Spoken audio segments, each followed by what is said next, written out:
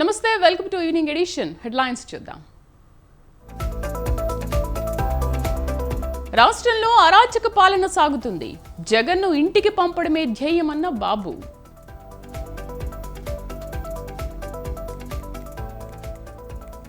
కేసీఆర్తో కేశవరావు భేటీ, కాంగ్రెస్ గూటికి చేరుతారన్న ప్రచారంతో బుజ్జగింపులు.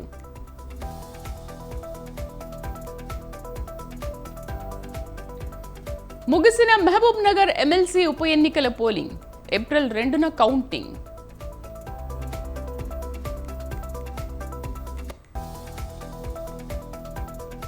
Phone tapping కేసులో కీలక పరిణామం. రాధాకిషన్ రావు, గట్టు మల్లును విచారిస్తున్న పోలీసులు.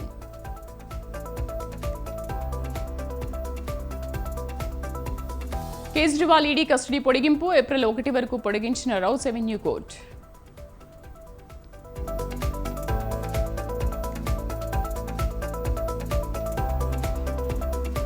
సెన్సెక్స్ 655, నిఫ్టీ 203. భారీ లాభాల్లో ముగిసిన స్టాక్ మార్కెట్లు.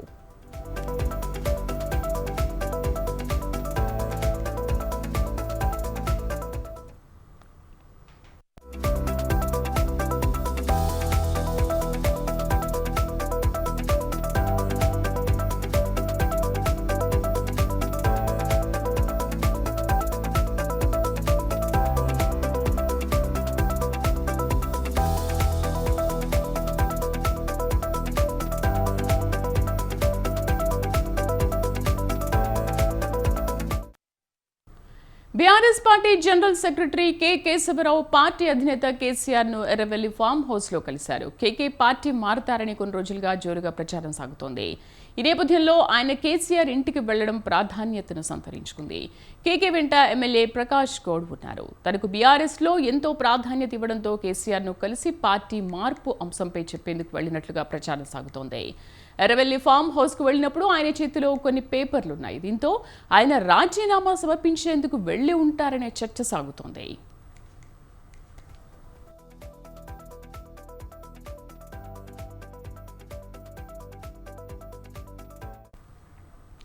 ఇటీవల కాంగ్రెస్ పార్టీ తెలంగాణ ఇన్ఛార్జ్ దీపా దాస్ మున్షి కేకే ఇంటికి వెళ్లి పార్టీలోకి ఆహ్వానించారు. కేకే తన రాజకీయ భవిష్యత్తుపై నిన్న తన ఫ్యామిలీతో చర్చించినట్లుగా ప్రచారం జరుగుతోంది. కాంగ్రెస్ తనకు చాలా చేసిందని, రిటైర్మెంట్ వయసులో తన సొంత పార్టీ వైపు చూస్తే తప్పేమిటని కేకే అన్నట్లు తెలుస్తోంది. కేకే కూతురు జీహెచ్ఎంసీ మేయర్ విజయలక్ష్మితోనూ పలువురు కాంగ్రెస్ నేతలు సమావేశమయ్యారు. మేయర్ కూడా త్వరలో కాంగ్రెస్ పార్టీలోకి వెళ్తారనే ప్రచారం సాగుతోంది.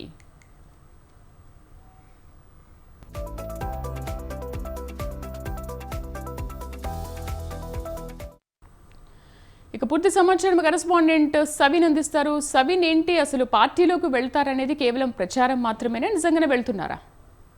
గత కొద్ది రోజులుగా కేకేతో పాటు కేకే కుమార్తె హైదరాబాద్ నగర మేయర్ గద్వాల విజయలక్ష్మి కాంగ్రెస్ పార్టీలో చేరతారన్న ప్రచారం పెద్ద ఎత్తున జరుగుతోంది. ఇప్పటికే తెలంగాణ కాంగ్రెస్ వ్యవహారాల ఇన్ఛార్జి దీపాదాస్ మున్షి కేకే కుమార్తె హైదరాబాద్ నగర మేయర్ గద్వాల విజయలక్ష్మి ఇంటికి వెళ్లి చర్చలు జరిపారు. ఏప్రిల్ మొదటి వారంలో గద్వాల విజయలక్ష్మి కాంగ్రెస్ పార్టీలో చేరబోతున్నారనే ప్రచారం మాత్రం పెద్ద ఎత్తున జరుగుతోంది. అయితే కేకేతో పాటు కేకే కుమారుడు విప్లవ్ ఇద్దరు బీఆర్ఎస్ పార్టీలోనే కొనసాగుతారు.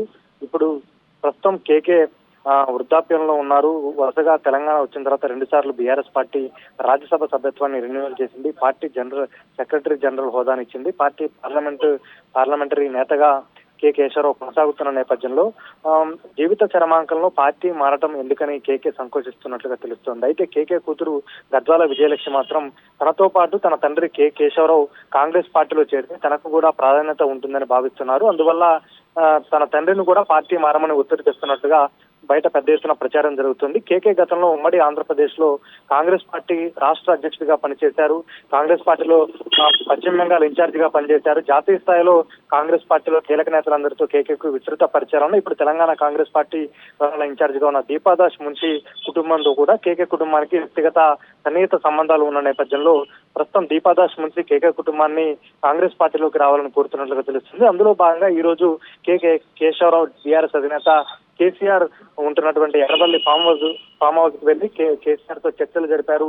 పార్టీలో ఉంటారా లేకపోతే పార్టీని వీడి వెళ్తారా అనేది మాత్రం ఏప్రిల్ మొదటి వారంలో తెలిసే అవకాశం మాత్రం మనకు కనపడుతుంది. ఎందుకంటే ఏప్రిల్ 6వ తేదీన తుక్కుగూడలో కాంగ్రెస్ పార్టీ పార్లమెంట్ ఎన్నికల శంఖారావానికి సంబంధించి భారీ బహిరంగ సభను ఏర్పాటు చేసింది. ఈ బహిరంగ సభకు కాంగ్రెస్ పార్టీ అగ్రనేతలు హాజరు కాబోతున్నారు. అక్కడ కేశవరావుతో పాటు కేశవరావు కుమార్తె గద్వాల విజయలక్ష్మి కాంగ్రెస్ పార్టీలో చేరతారనే ప్రచారం జరుగుతోంది. దీనికి కేశవరావు క్లారిటీ ఇవ్వాల్సి ఉందని మాత్రం మనం చెప్పుకోవచ్చు. అయితే కేశవరావు కావచ్చు, కేశవరావు కుమారుడు విప్లవ్ కావచ్చు, తాము పార్టీ మారట్లేదు, ఖచ్చితంగా బీఆర్ఎస్ పార్టీలోనే కొనసాగుతామనే మాట మాత్రం చెప్తూ వస్తున్నారు. ఇటీవల బీఆర్ఎస్ పార్టీ తెలంగాణ భవన్ లో జరిగినటువంటి కార్యక్రమానికి కేశవరావు హాజరయ్యారు. ఆ తర్వాత సికింద్రాబాద్ పార్లమెంటరీ పార్టీ సమావేశానికి కేశవరావు కుమారుడు విప్లవ్ హాజరయ్యారు. ఇప్పుడు ఈ రోజు కేసీఆర్ దగ్గరికి వెళ్లి కేశవరావు చర్చలు జరిపారు. ఇప్పుడు చర్చలు జరిపిన తర్వాత కేశవరావు పార్టీలో ఉంటారా లేకపోతే పార్టీని వీడి వెళ్తారా అనేది మాత్రం మనకి కొద్ది రోజుల్లోనే స్పష్టత వచ్చే అవకాశం మాత్రం కనపడుతుంది. Right seven, thank you.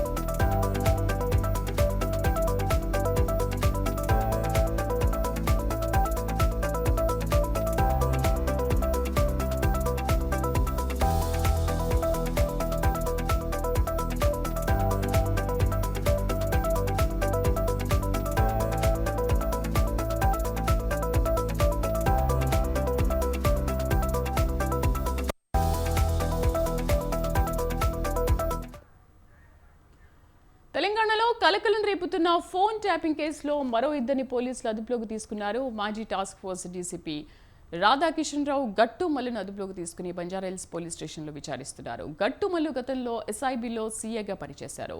SIB మాజీ డీఎస్పీ ప్రణీత్ రావుతో వీరికి ఉన్న సంబంధాలపై దర్యాప్తు బృందం ఆరా తీస్తోంది.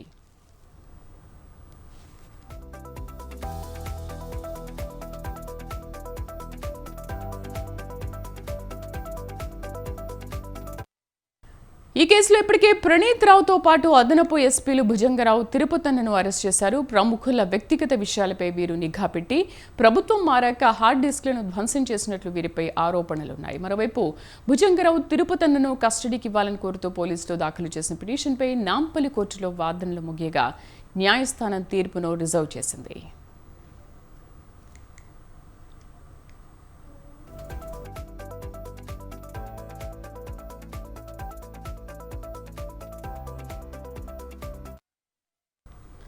కేసీఆర్ కుటుంబ సభ్యుల పాస్పోర్ట్లను సీజ్ చేయాలని టీపీసీసీ సీనియర్ ఉపాధ్యక్షులు నిరంజన్ అన్నారు. గత ప్రభుత్వ స్కామ్లో బయటకు రావడంతో కేసీఆర్ కుటుంబం దేశం విడిచి పారిపోయే పరిస్థితి ఉందని చెప్పారు. సీఎం రిలీఫ్ ఫండ్ చెక్కులు అక్రమంగా దండుకున్న హరీష్ రావు ఆఫీస్ వ్యక్తులను అరెస్ట్ చేశారని చెప్పారు. పేదలకిచ్చే రిలీఫ్ ఫండ్లో కూడా మోసం చేశారని హరీష్ రావు కార్యాలయంలో ఈ విధంగా జరిగిందని ఆరోపించారు.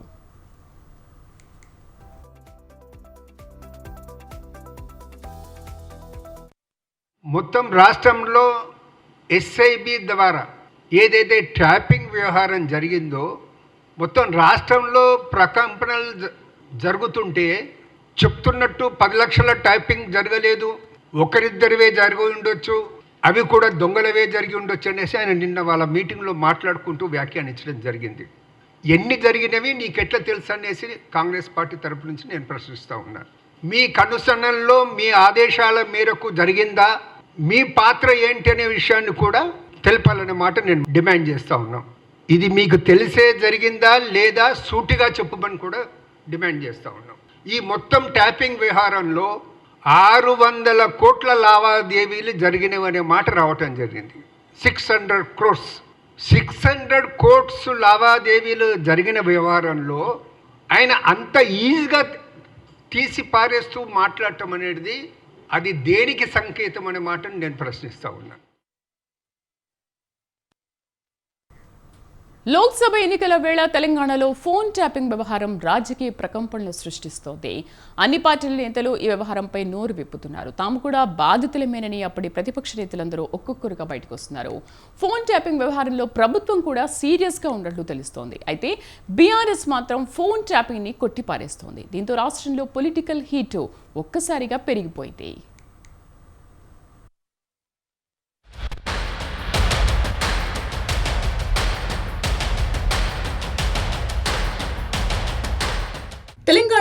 ఫోన్ ట్యాపింగ్ వ్యవహారం సంచలనంగా మారింది. ఇందులో పోలీసు ఉన్నతాధికారుల నుంచి మంత్రులు, ఎమ్మెల్సీలు, కలెక్టర్లు సైతం ఉన్నట్లు ఆరోపణలొస్తున్నాయి. ఈ క్రమంలోనే ఈ ఫోన్ ట్యాపింగ్ వల్ల ఇబ్బందులు ఎదుర్కొన్న ముఖ్య నేతలు ఒక్కొక్కరుగా బయటకొస్తున్నారు. ఫోన్ ట్యాపింగ్ వ్యవహారంపై రాష్ట్ర డీజీపీ రవిగుప్తాకు ఫిర్యాదు చేశారు బీజేపీ నేత రఘునందన్ రావు. ఈ వ్యవహారంలో మాజీ సీఎం కేసీఆర్ ప్రమేయం ఉందని, ఆయన ప్రమేయం లేకుండా ఇంత పెద్ద నేరం జరగదని రఘునందన్ రావు ఆరోపించారు. ఫోన్ ట్యాపింగ్ బాధితుల్లో తానే మొదటివాడినని ఆయన చెప్పారు. ప్రస్తుత సీఎం రేవంత్ రెడ్డిని గతంలో ఫోన్ ట్యాపింగ్ ద్వారానే అరెస్ట్ చేశారని ఆరోపించారు. ఫోన్ ట్యాపింగ్ కారణంగానే మునుగోడు ఉప ఎన్నికల్లో కోమటిరెడ్డి రాజగోపాల్ రెడ్డి ఓడిపోయినట్లు తెలిపారు. ఫోన్ ట్యాపింగ్ వ్యవహారంలో రాజగోపాల్ రెడ్డి, వివేక్ కూడా ఫిర్యాదు చేయాలని, ఈ కేసును పూర్తి పారదర్శకంగా విచారించాలని డీజీపీని రఘునందన్ రావు కోరారు. 2020 చంద్రశేఖరరావు, హరీష్ రావు, వెంకట్రామరెడ్డిల మీద సెపరేట్ ఎఫ్ఐఆర్ చేసి ఇన్వెస్టిగేషన్ చేయమని అడిగిన. నిన్న నాలాగానే ఇంకో తెలంగాణ ఉద్యమకారుడు ఎన్ఎం శ్రీనివాస్ రెడ్డి కూడా దరఖాస్తు ఇచ్చిపోయింది. 2 సార్లు మహేశ్వరంలో సబితా ఇంద్రారెడ్డి గారికి గట్టి పోటీ ఇచ్చిండు మిత్రుడు అందరం. ఇట్లా మా అందరి ఫోన్లు ట్యాప్ చేసి, కాబట్టి ఒక్కొక్క కేసుకి ఒక్కొక్క ఎఫ్ఐఆర్ ప్రత్యేకంగా కట్టుమని నేను డీజీ గారిని సవినయంగా అప్పీల్ చేసిన. మీ జడ్జీల ఫోన్లు కూడా కొంతమంది చంద్రశేఖరరావు ఆదేశాల మేరకి పోలీసు వాళ్ళు విన్నారు. కాబట్టి now my sincere request to the honourable chief justice of India, illegal tapping is done in Telangana. This is not only the allegation of Raghunandan Rao. This was the allegation of Andhra Pradesh Chief Minister Mr. Nara Chandrababu Naidu also. So now I demand the Chief Justice of this country to provoke, to instigate and to order the Telangana DGP. మరోవైపు phone tapping కేసును ప్రభుత్వం serious గా తీసుకున్నట్లుగా తెలుస్తోంది. ఈ కేసులో ఎంతటి వారున్నా విడిచిపెట్టొద్దని ఇప్పటికే police ఉన్నతాధికారులకు స్పష్టం చేసినట్లు తెలుస్తోంది. ఇందులో భాగంగానే ఫోన్ ట్యాపింగ్ వ్యవహారంపై తెలంగాణ మంత్రి కొండా సురేఖ సంచలన వ్యాఖ్యలు చేశారు. ఫోన్ ట్యాపింగ్ కేసులో నిందితులను వదిలిపెట్టబోమని ఆమె అన్నారు. తన భర్త కొండా మురళీ ఫోన్ ను కూడా ట్యాప్ చేశారని ఆమె ఆరోపించారు. బీఆర్ఎస్ పతనం ప్రారంభమైందని ఆమె వ్యాఖ్యానించారు. అవినీతి సొమ్ముతో కేసీఆర్ కుటుంబం కోట్లకు పడగలెత్తిందని కొండా సురేఖ ఫైర్ అయ్యారు. ఫోన్ ట్యాపింగ్ అనేది చాలా దారుణమైన విషయం. ఆ రోజు ఎవరికి కూడా స్వేచ్ఛ లేకుండా ఫోన్ ట్యాపింగ్ పెడితే ఆ ఫోన్ ట్యాపింగ్ కూడా ఎట్లా మిస్యూజ్ చేశారు. మరి వ్యాపారవేత్తలు అయితేనేమి, రియల్ ఎస్టేట్ వాళ్ళని అయితేనేమి, హీరోయిన్లను అయితేనేమి, ఈ విధంగా ఎంతో మందిని ఇబ్బందులకు గురి చేయడమే కాకుండా కోట్ల రూపాయల వసూళ్లు చేసి ఈరోజు ఆ యొక్క మరి ఆధారాలు కూడా లేకుండా ధ్వంసం చేసినటువంటి పరిస్థితి మనం చూస్తూ ఉన్నాము. అదంతా కూడా అందులో మా ఫోన్ కూడా ట్యాపింగ్లో పెట్టడం జరిగింది మురళి గారిది. మరి అటువంటి వాళ్లకు ఎంక్వైరీ జరిపించి ఈరోజు కాంగ్రెస్ పార్టీ ప్రభుత్వం రేవంత్ రెడ్డి గారి నాయకత్వంలో వాళ్ళందరినీ కూడా బయటికి తీసుకొచ్చి వాళ్లకు తగిన మరి శిక్ష పడే విధంగా వారు ఎంక్వైరీ చేయడం జరిగింది. అది నడుస్తూ ఉంది. అదేవిధంగా కాళేశ్వరం మేడిగడ్డ విషయంలో కూడా ఈరోజు బీజేపీ మాట్లాడకుండా ఉంది. ఎందుకు మాట్లాడకుండా ఉంది కాళేశ్వరం మీద ఎంక్వైరీ మీద అనంటే, ఈరోజు కాళేశ్వరం నుంచి మెగా వాళ్ళు 1000 కోట్ల రూపాయలు ఈరోజు బీజేపీకి పార్టీ ఫండ్గా ఈరోజు ఇస్తూ ఉన్నారు. దానివల్లనే ఈరోజు కేంద్ర ప్రభుత్వం బీజేపీ ఇక్కడ అన్యాయం జరిగినా కూడా మాట్లాడకుండా ఉంది. మరోవైపు ఫోన్ ట్యాపింగ్ కేసులో మాజీ సీఎం కేసీఆర్, మాజీ మంత్రి కేటీఆర్లు జైలుకు వెళ్లాల్సిందేని మహబూబ్ నగర్ కాంగ్రెస్ ఎమ్మెల్యే ఎన్ఎం శ్రీనివాస్ రెడ్డి కీలక వ్యాఖ్యలు చేశారు. ఫోన్ ట్యాపింగ్ వ్యవహారం బయటకొచ్చాక కేటీఆర్ మేకపోతు గాంభీర్యం ప్రదర్శిస్తున్నారని విమర్శించారు. అప్పటి సీఎం కేసీఆర్ ఆదేశాల మేరకు intelligence chief Prabhakar Rao phone tapping చేశారన్నారు. ఈ విషయంలో కేటీఆర్ లై డిటెక్టర్ టెస్టుకు ఒప్పుకుంటారని సవాల్ విసిరారు. అసలు ఫోన్ ట్యాపింగ్ విషయంలో కేసీఆర్ ఎందుకు మాట్లాడడం లేదని ఎన్ఎం ప్రశ్నించారు. ఆయన అంటాడు, ఈ ఫోన్ ట్యాపింగ్లో రేవంత్ రెడ్డి గారు నా వెంట్రుక కూడా పీకలేడు అంటున్నారు. పార్లమెంట్ ఎన్నికల తర్వాత కుటుంబం మొత్తం కూడా తీహార్ జైలుకు కవిత గారికి కంపెనీ ఇవ్వడానికి వెళ్లాల్సిందే. ఇది ఎవ్వరు కూడా ఆపలేరు. ఎందుకంటే మరి వీళ్ళిద్దరు ఆదేశాలు ఇస్తేనే కదా ఇంటెలిజెన్స్ హెడ్గా ఉన్న ప్రభాకర్ రావు గారు ఫలానా ఫోన్ నెంబర్లు ట్యాప్ చేయండి అని చెప్పడం. దీన్ని మీరు కాదంటారా? లై డిటెక్టర్ టెస్ట్కి వస్తారా కేసీఆర్ అండ్ కేటీఆర్ కంపెనీ? అంత ధైర్యం ఉందా? ఛాలెంజ్ యాక్సెప్ట్ చేయండి. ప్రతి ఒక్క నియోజకవర్గంలో బీఆర్ఎస్కు వ్యతిరేకంగా పోటీ చేసిన బీజేపీ కావచ్చు, కాంగ్రెస్ నాయకులు అభ్యర్థులు కావచ్చు, వాళ్ళ ఫోన్ 100% ట్యాప్ చేసిండ్రు దుర్మార్గులు. సిరిసిల్లలో మహేందర్ రెడ్డి గారి ఫోన్ ట్యాప్ చేసిండ్రు. దుబ్బాకలో రఘునందన్ రావు గారు ఫోన్ ట్యాప్ చేసిండ్రు. మిగతా ప్రజాప్రతినిధులందరికీ కూడా ఏ పార్టీ వాళ్ళైనా సరే, ఇంక్లూడింగ్ బీఆర్ఎస్ పార్టీలో గెలిచి అనుమానం ఉన్న వాళ్ళు, ఓడిపోయి అనుమానం ఉన్న వాళ్ళు కూడా వచ్చి ఈ సిట్టుకు కంప్లైంట్ ఇవ్వాలి అని చెప్పి నేను వారిని కోరుతా ఉన్నా. ఫోన్ ట్యాపింగ్ వ్యవహారంపై మాజీ మంత్రి కేటీఆర్ స్పందించారు. 10 లక్షల ఫోన్లు ట్యాప్ చేశారని ప్రచారం చేస్తున్నారన్నారు. చేస్తే గీస్తే 2-3 ఫోన్లు ట్యాప్ చేసుంటారని అన్నారు. పథకాల నుంచి ప్రజలను పక్కదారి పట్టించడానికే ట్యాపింగ్ వ్యవహారం తెరపైకి తెచ్చారని ఆరోపించారు. గుజరాత్ మోడల్ అంటే మత అల్లర్లు సృష్టించడం అంటూ నిలదీశారు కేటీఆర్. 10 లక్షల ఫోన్లు ట్యాప్ చేసిండు కేసీఆర్. చేస్తే గీస్తే ఒకడో ఇద్దరో లుచ్చగాళ్ళ ఫోన్లు ట్యాప్ చేసి ఉండొచ్చు, నాకెమెరిక కానీ చేస్తే చేసి ఉండొచ్చు, దొంగల ఇల్లంగలి, ఎందుకంటే పోలీసుల పనేది. కానీ దానికి ఏదో పెద్ద అంతర్జాతీయ కుంభకోణం ఏందో జరిగిపోయింది, ఏమో అయిపోయింది. ఎందుకు ఇవన్నీ డ్రామాలు? ఎందుకంటే ప్రజల మనసు అటెన్షన్ డైవర్ట్ చేయాలి. అరే రేవంత్ రెడ్డి గారు, ముఖ్యమంత్రిగా నువ్వే ఉన్నావు, చేతనైతే దమ్ముంటే ఈ లీకులు బంద్ చేసి చర్యలు తీసుకునేది ఉంటే తీసుకో, మేము వద్దంటలేం. కానీ ఈ పనికి మాలిన డ్రామాలు ఆపు. అప్పట్లో నాగార్జునదో సినిమా వచ్చిండే, అందులో పాట ఉంటుంది గ్రీకు వీరుడు అని. ఈయననేమో లీకు వీరుడు రేవంత్ రెడ్డి. ఎందుకంటే నాకు ముఖ్యమంత్రి పదవి నడపత్తలేదు. ఏం చేస్తుండ్రు? రోజొక్క లీకు, అదేదో స్కామ్ అయింది, ఇదేదో స్కామ్ అయింది. డైరెక్ట్గా చెప్పారు అదరా నాకు అర్థం కాదు, సీదా చెప్పు, ఈ తప్పు అయింది, వీని పట్టుకున్నామని లోపలేసినామని చెప్పు. దానికి ఇక్కడ లీక్ ఇచ్చుడు, అక్కడ లీక్ ఇచ్చుడు, యూట్యూబ్లో ఎవరినో ఎల్లనను మళ్ళనను పట్టుకొని వాంతో చెప్పించుడు, తుల్లారలేస్తే తిట్టిపిచ్చుడు, ఫాల్తు మాటలు ఎందుకు నాకు అర్థం కాదు. ధైర్యం ఉంటే చెయ్యి, ముఖ్యమంత్రి నువ్వు, అధికారం నీది, తప్పులేం జరిగినాయో బయట పెట్టు, లోపలే ఎవరెవరినేస్తావో మేము వద్దంటలేం కదా. మొత్తానికి లోక్సభ ఎన్నికల వేళ తెలంగాణలో ఫోన్ ట్యాపింగ్ అంశం రాజకీయ దుమారం రేపుతోంది. బయటకొస్తున్న నిజాలు, వెలుగు చూస్తున్న అంశాలను గమనిస్తే ఇదేదో ఆషామాషి వ్యవహారం కాదన్నది అర్థమవుతోంది. అసలు ఈ ఫోన్ ట్యాపింగ్ కేవలం కాంగ్రెస్ పార్టీ ముఖ్య నేతల వరకే పరిమితమైందా అనే కొత్త అనుమానాలు ఇప్పుడు తలెత్తుతున్నాయి. మరి ఎన్నికల నాటికి ఈ ఫోన్ ట్యాపింగ్ వ్యవహారం ఎన్ని మలుపులు తిరుగుతుందో చూడాలి.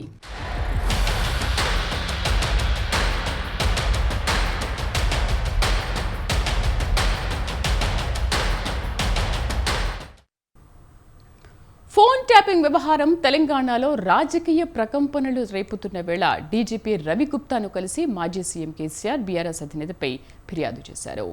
కేసీఆర్ ఫామ్ హౌస్లో వార్ రూమ్ ఉందని ఆరోపిస్తూ తనిఖీలు చేయాలని ఫిర్యాదులు పేర్కొన్నారు. ఫోన్ ట్యాపింగ్తో వ్యాపారుల నుంచి భారీగా డబ్బులు డిమాండ్ చేశారని, ట్యాపింగ్ ద్వారా సంపాదించిన ఆస్తుల వివరాలు బయటపెట్టాలని విజ్ఞప్తి చేశారు. అలాగే ఏసీబీ, ఈడీ ద్వారా దర్యాప్తు చేయాలని కోరారు. బండి సుధాకర్, సమ్మిరెడ్డితో పాటు పలువురు నేతలు.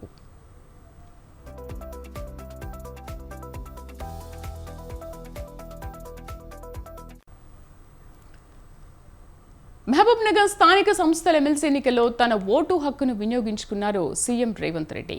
ఉమ్మడి మహబూబ్ నగర్ జిల్లా స్థానిక సంస్థల కోట శాసన మండలి ఉప ఎన్నిక ఓటింగ్ బ్యాలెట్ పద్ధతిలో జరిగింది. ఉదయం 8 గంటలకు ప్రారంభమైన పోలింగ్ సాయంత్రం 4 గంటల వరకు కొనసాగింది. సీఎం సొంత నియోజకవర్గమైన కొడంగల్లో ముఖ్యమంత్రి రేవంత్ ఓటు హక్కును వినియోగించుకున్నారు. ఏప్రిల్ 2న ఎమ్మెల్సీ ఉప ఎన్నిక ఓట్ల లెక్కింపు జరగనుంది.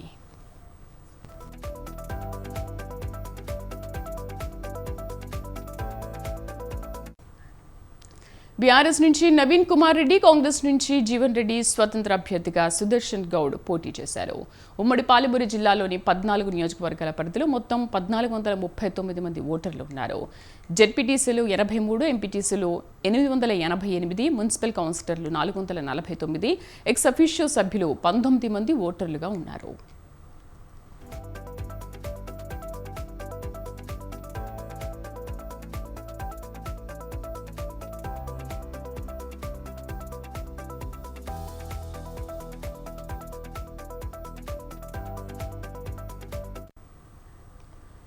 సీఎంఆర్ఎఫ్ చెక్కుల వ్యవహారంలో నిందితులను పోలీసులు రిమాండ్కు తరలించారు. ఈ కేసుపై దర్యాప్తు చేపట్టిన పోలీసులు 4గురిని నిందితులుగా చేర్చారు.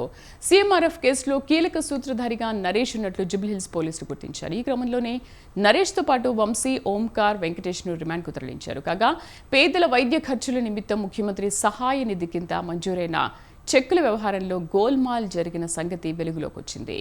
లబ్ధిదారులకు అందాల్సిన చెక్కులను సీఎంఆర్ఎఫ్ వింగ్లో పనిచేసే ఉద్యోగులు చేతివాటం ప్రదర్శించారు.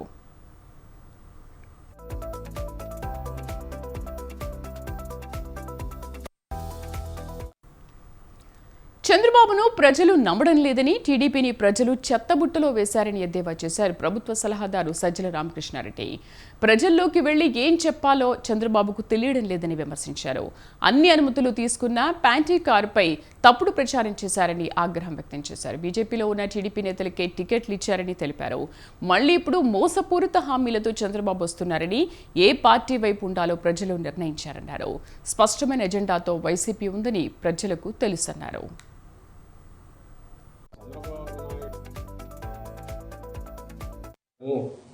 19లోనే వ్యక్తిని ఆయన కబ్జా చేసి ఇన్నాళ్ళు ఎంజాయ్ చేసిన పార్టీ టీడీపీని వాళ్ళ మామ నుంచి కబ్జా చేసి రెండింటినీ పూర్తిగా తిరస్కరించి చెత్తబుట్టలో వేశాము, అయినా నీకు సిగ్గు రాలేదా అనే క్వశ్చన్ జనం వేస్తున్నారు. అది జనం అడుగుతారని తెలిసి కూడా ఆయన మళ్ళీ పైకి వచ్చి లాస్ట్ డిచ్ ఎఫర్ట్స్ కింద చేస్తున్నాడు. అందులో భాగంగానే తాను ఏ ద్రోహాలు చేశాడు, ఏ పాపాలు చేశాడు రాష్ట్రానికి, రాష్ట్ర ప్రజలకు, ఉమ్మడి రాష్ట్రంగా ఉన్నప్పుడు, తర్వాత డివైడ్ అయ్యాక ప్రజల అవకాశం ఇచ్చిన 14-19 మధ్య, అలాగే రాష్ట్రాన్ని ఎట్లా ముంచినాడు, మొత్తం at the cost of entire state తాను కొన్ని తరాలు తిన్నా తరగనంత దోచుకున్నాడు తాను కానీ తన కోటని.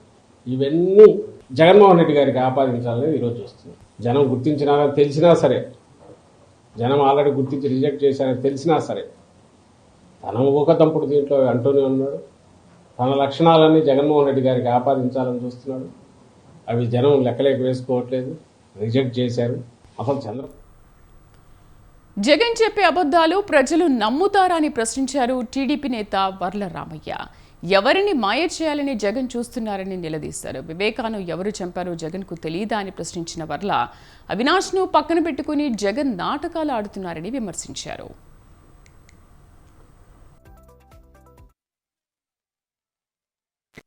వివేకానందరెడ్డిని చంపిన హంతకులు బయట తిరుగుతున్నారు అంటాడు ఆయన. నేనంటాను అది పెద్ద అబద్ధం ముఖ్యమంత్రి గారు. మీ బాబాయిని చంపిన హంతకులు మీ పక్కనే ఉన్నారు. Everybody nose in the state. రాష్ట్రంలో అందరికీ తెలుసు, మీ కుటుంబ సభ్యులకు తెలుసు, ఇంకా గట్టిగా నిలదీస్తే మీకే తెలుసు. హూ కిల్డ్ యువర్ బాబాయ్ మీకు తెలీదా? గుండె మీద చేసుకుని చెప్పండి. మీ బాబాయిని గొడ్డలతో నరికి చంపటం మీకు తెలీదా? మీ చెల్లి సునీతమ్మ చనిపోయిన మీ బాబాయ్ కూతురు ఎంతో కష్టపడి సిబిఐ ఎంక్వైరీ వేస్తే మీరు ముఖ్యమంత్రిగా ఉండి సిబిఐ ఎంక్వైరీకి అడుగడుగున ఆటంకాలు సృష్టించింది మీరు కాదా? మోదీ, చంద్రబాబు, జగన్లపై ఏపీ కాంగ్రెస్ సీనియర్ నేత తులసిరెడ్డి మండిపడ్డారు. రాష్ట్రానికి ప్రధాని శనిగ్రహంలా జగన్, చంద్రబాబు రాహుకేతువులుగా దాపురించారని ఆగ్రహం వ్యక్తం చేశారు.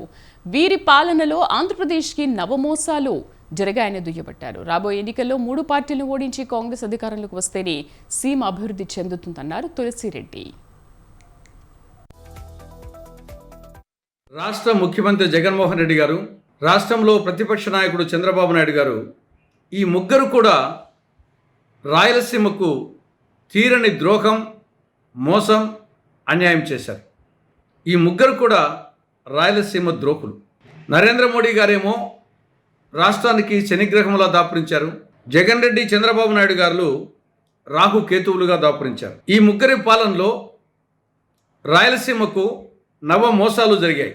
రాష్ట్రానికి, రాయలసీమకు సంజీవని లాంటి ప్రత్యేక హోదా అమలు కాలేదు. రాయలసీమకు, ఉత్తరాంధ్రకు విభజన చట్టంలో సెక్షన్ 46 సబ్ సెక్షన్ 3 ప్రకారంగా బుందేల్ఖండ్ తరహా ప్రత్యేక అభివృద్ధి ప్యాకేజీ అమలు కావాలి, కానీ అది అమలు కాలేదు. విభజన చట్టంలో 13వ షెడ్యూల్ ప్రకారంగా కడప జిల్లాలో శైల ఆధ్వర్యంలో స్టీల్ ప్లాంట్ ఏర్పాటు కావాలి, కానీ కాలేదు. టీడీపీ జాతీయ ప్రధాన కార్యదర్శి నారా లోకేష్తో కలిసిన తర్వాత తిరుపతి కూటమి అభ్యర్థికి సహకరించడంపై తగు నిర్ణయం తీసుకుంటామని తెలుగుదేశం పార్టీ క్యాడర్ ఓ నిర్ణయానికి వచ్చింది. తిరుపతిలో జరిగిన టీడీపీ విస్తృత స్థాయి సమావేశానికి మాజీ ఎమ్మెల్యే సుగుణమ్మ, తుడా, మాజీ చైర్మన్ నరసింహ యాదవ్తో పాటు పార్టీ క్యాడర్ మొత్తం హాజరైంది. ఇప్పటికే పలు పర్యాయాలు సమావేశమైన క్యాడర్ తాజాగా జరిగిన మీటింగ్లో పలు కీలక నిర్ణయాలపై చర్చ జరిగింది. తిరుపతిలో టీడీపీ పొలిటికల్ ఫీట్ పై మా ప్రతినిధి జేజీరామ్ గ్రౌండ్ రిపోర్ట్.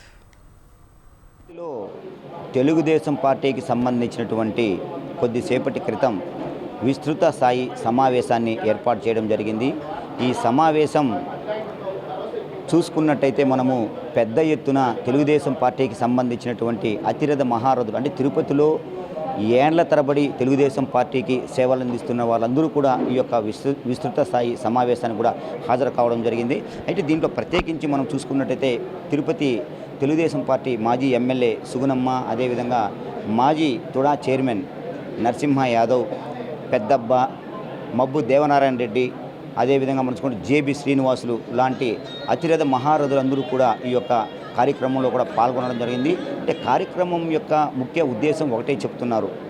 తెలుగుదేశం పార్టీకి సంబంధించినటువంటి క్లస్టర్లు ఎవరైతే ఉన్నారో 12 మందితో కూడుకున్నటువంటి క్లస్టర్, ఈ యొక్క క్లస్టర్ అందరితో కూడా సమావేశం ఇది జరిగింది.